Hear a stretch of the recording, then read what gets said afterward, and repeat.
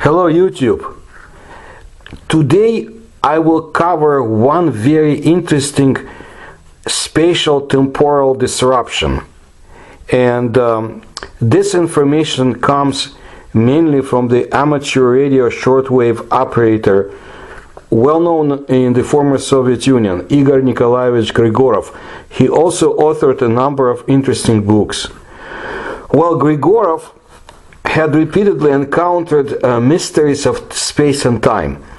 About 15 years ago, he described his own experiences and cases that happened to his colleagues. Here is what he said. In the late 1980s, in his opinion, in 1988, there was an article in the newspaper Truth that under mysterious circumstances, by the way, the newspaper did not describe which circumstances, people found several strange coins. Russian kopeyki or kopecks, it's like pennies.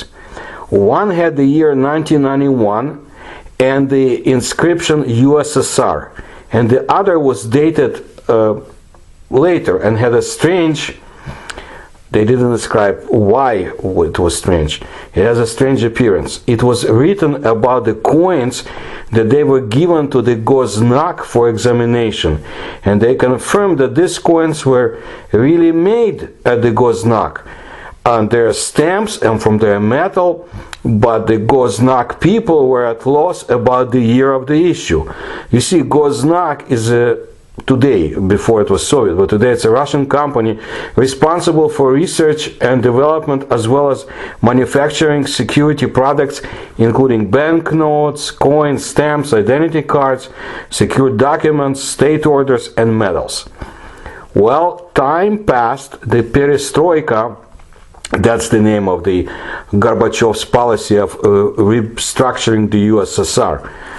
Well, the policies of Gorbachev, it was gaining momentum, but nothing was written about the other penny, or Grigorov thinks that he might have missed the article. However, in 1993 he came across an article in one of the newspapers. Unfortunately now Grigorov doesn't remember exactly which one, and his archive of newspaper clippings remained in Russia. Well, there was a story that he chanced upon about a strange penny. It turned out that the second kopeyka or penny was a penny of the year 2000 with the attributes of Russia, the new Russia. It is clear that at that time in 1988 they could not write about it. It was a very unusual information. As I told you in my other lectures, the Soviets took the chains of the subject of ufology and actually some other paranormal stuff in 1989, but not in 1988. Well, a lot of people may remember in 1993 there was a terrible inflation. Thousands of rubles were in use, and nobody even spoke about using a kopeyka or penny to buy anything. Well, based on that penny from the year 2000, the newspaper concluded that in the next century, Russia will win over inflation.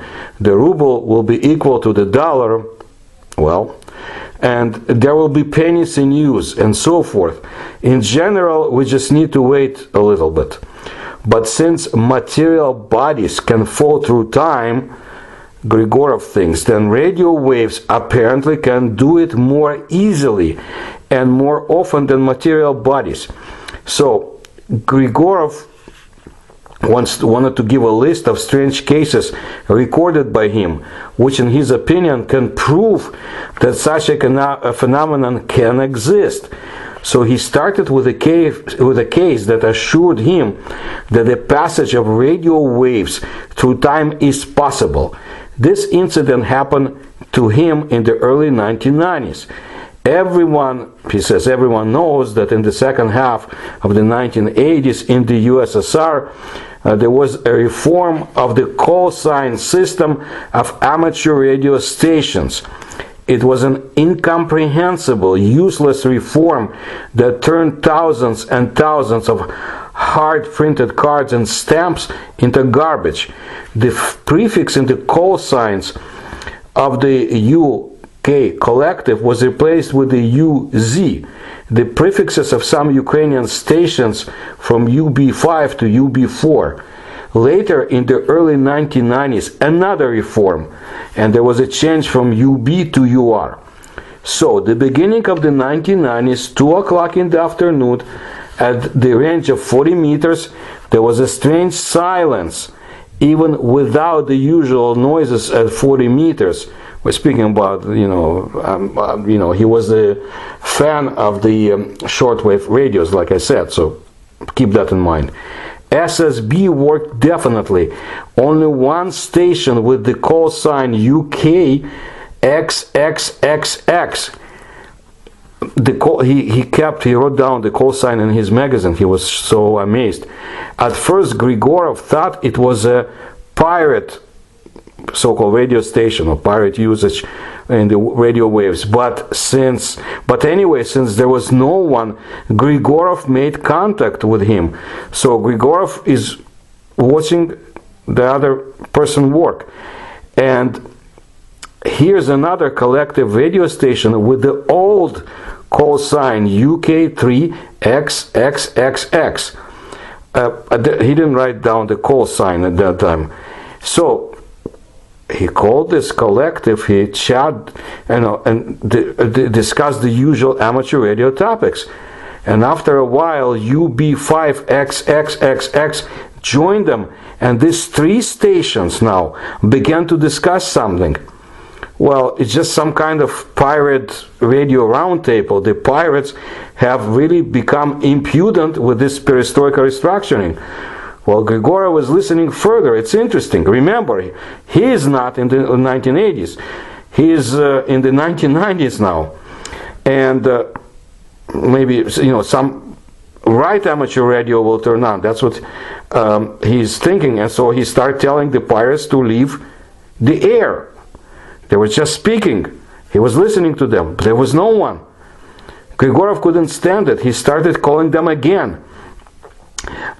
He wants to still ask what kind of strange call signs they have. So Grigorov called to turn on the reception. Silence. These stations abruptly disappeared, as if turned off instantly. Well, he walked to the range again. All he hears is silence.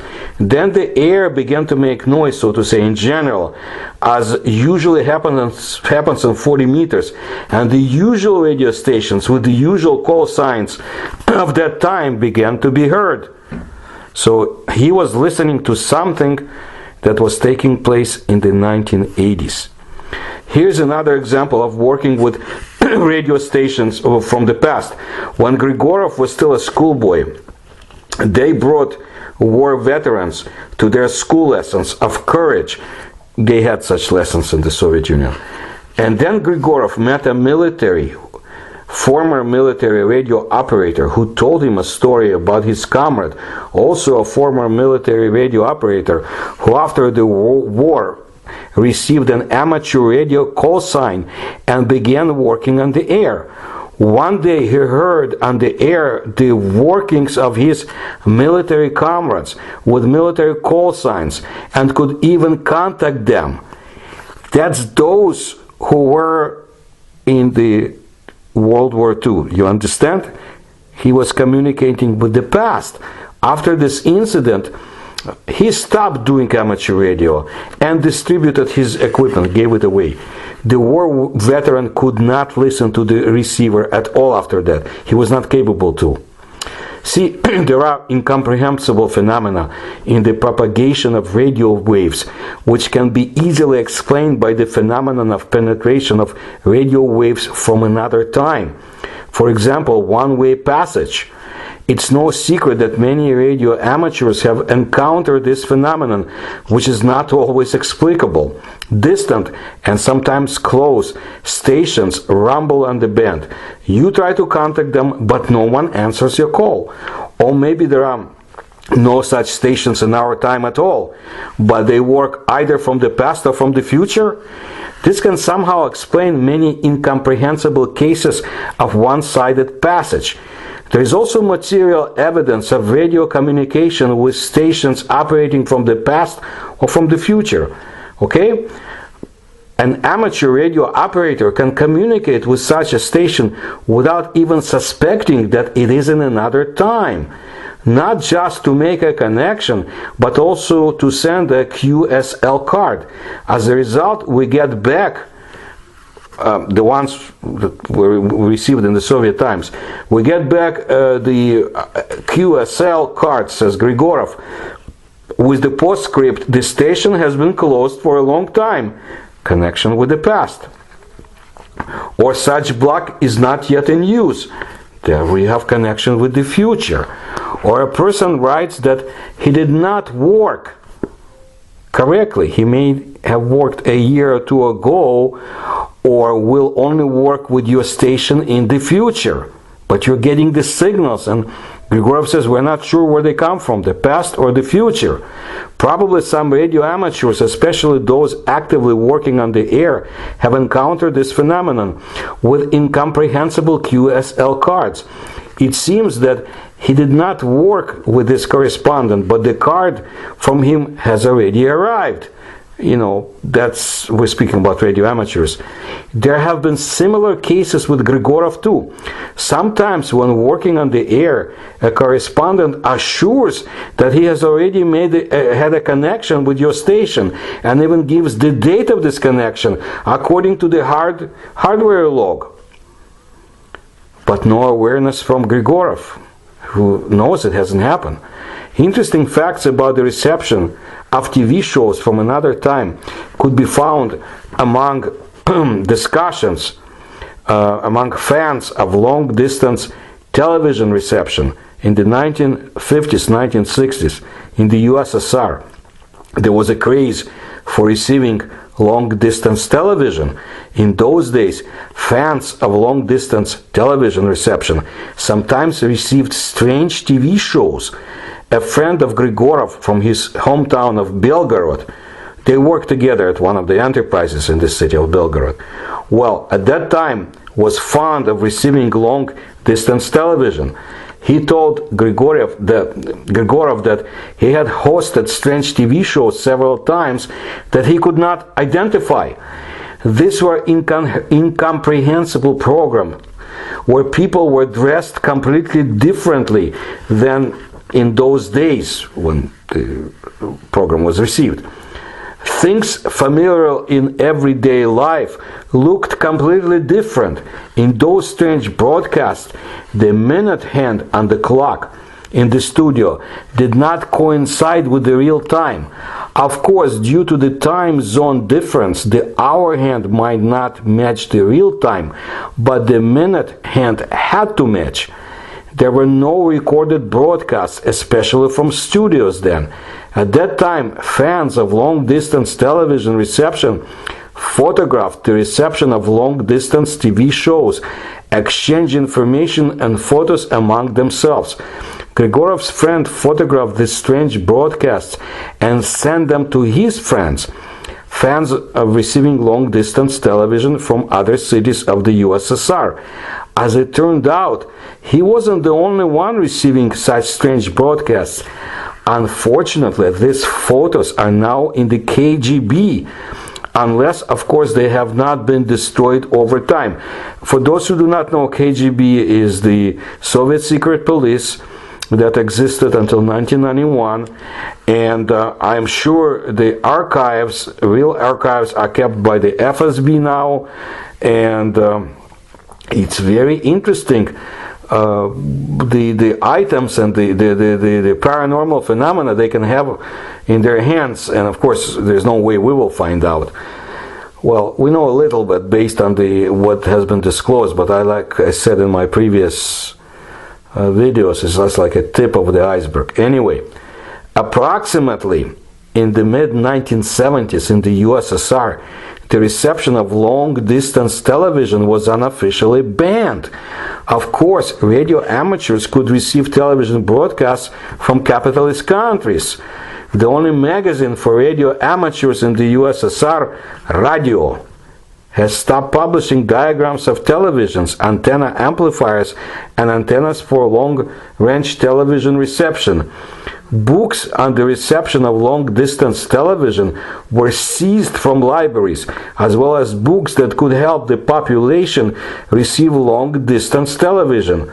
Radio magazines containing TV circuits and antennas for receiving long-distance television were also seized by the KGB.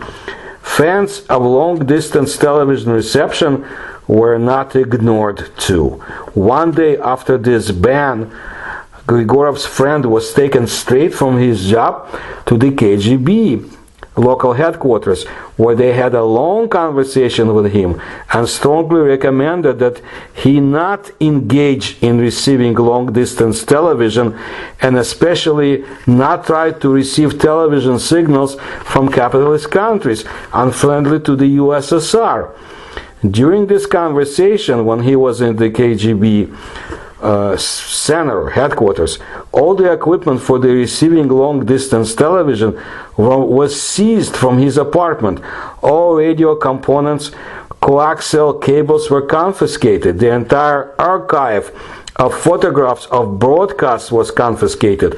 All correspondence with his friends for receiving long-distance television also was confiscated.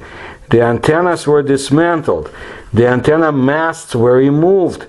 When the friend returned home, it turned out that he now has only one TV and a room antenna for it. What is most interesting, the television set was presented to him by the KGB as a gift. Because prior to this gift, Grigorov's friend did not have a normal TV for receiving television. And there were several homemade and converted devices designed to receive only long-distance television. Another case of receiving television from the future was told to Grigorov by Dmitry, call sign RK6AOH, during a discussion with him on the topic of timeless radio signals. Here's what he said. Long ago in my childhood, I was about 5 years old. I spent a lot of time at my grandmother's dacha, country house, on the banks of the Bzimta River, Moldovka village. I'm sitting watching TV. It was an old CNT-47. Well, as usual, you know, when children watch, piecemeal and distracted by toys, etc. There was no one in the room. Suddenly I heard that the program was interrupted by some unusual music, which immediately attracted my attention. I watched the whole clip and listened to the whole musical series. Then all sorts of nonsense began, and I continued my previous studies, but I remembered the music and the clip. I memorized the verses from the second time, and even now I don't complain about memory. What was my amazement when 2 years ago I saw on TV the musical program Air on TV6, in which, as the presenter claimed, the premiere of some song by the Russian group Mumi Troll, and a clip for it, they showed the clip. I will make a reservation that I prefer Russian rock and everything like that. But because I actually watched this program, that's still Grigorov's friend telling, in the song and in the clip, I recognized what I saw as a child. I recognized the clip because it was black and white in the original, not just the old CNT-47. Paradox. Well, Grigorov has never encountered the reception of television timeless broadcasts. He did read about the incomprehensible errors that the LORAN and the DECA global radio navigation systems sometimes give out. The errors were caused by an incomprehensible distortion of their signals. Maybe even here we have a place with the output of signals from the past or the future. Here, so he gives facts about the signals and things from different times. Of course, almost all the cases of strange reception of radio signals presented can be criticized, but they cannot be denied. These cases exist. When people like Grigorov produce this information, you know this is serious stuff. We live in a very interesting universe. We can't even suspect all the wonders surrounding us. I will try to bring you more information about paranormal, as we can call it, phenomena in Russia, former Soviet Union, Eurasia, not forgetting China, of course. And if you like my channel, please subscribe, please tell others. If you can support me, you will find the links in the description of this video, and I'll bring you more interesting videos soon. Thank you.